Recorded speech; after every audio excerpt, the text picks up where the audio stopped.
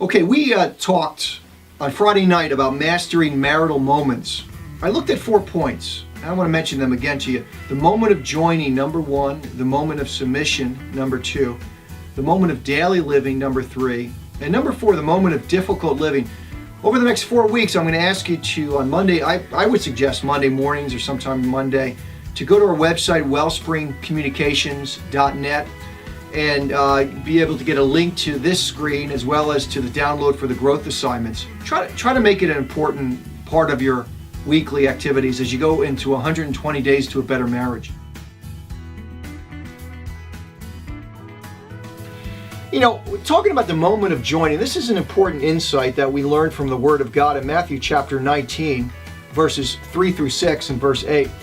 Jesus was confronted with the issue of divorce. And, let me read what he says. He says, the Pharisees came to him to test him, and they asked, "Is it lawful for a man to divorce his wife for any and every reason?" Now listen to what Jesus said. He said, "Haven't you read that at the beginning the Creator made them male and female? And for this reason a man will leave his father and mother and be united to his wife. And listen, and the two will become one flesh.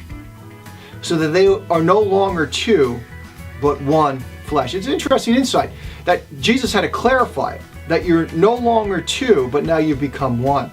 He goes on to say, "Therefore what God has joined together, let no one separate." Now, I spent some emphasis on that word joined. In the Greek, it is a tense that has to do with not only the past, but the present and in the future. There's no other English equivalent.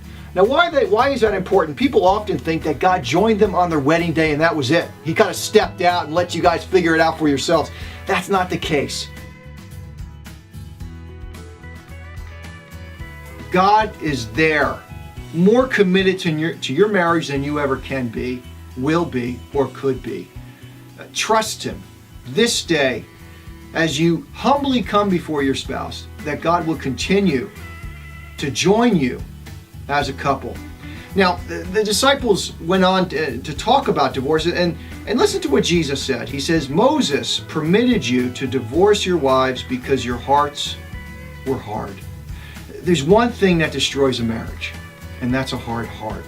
So I want you to look at something this week. I want you to look at moments of joining. The joining power of Christ. Having this awareness of Christ joining you together as a couple is really your important objective this week. I want you to set aside 3 days. Day 1 is going to focus on the joining power of Christ in your past. I just wrote down about 4 or 5 questions. One might be, what do you remember about the early days of your marriage? What was the happiest moment on your wedding day? And looking at those first years of your marriage. The second day, I'd like you to focus on the present marriage.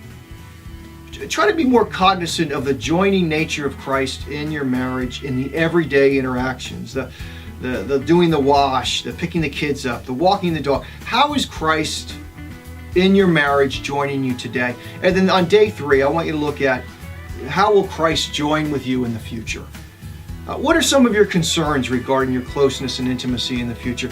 Don't leave Christ on the front door. Bring Him in. He is committed to joining you in the past, the present, and in the future. Look forward to seeing you next week.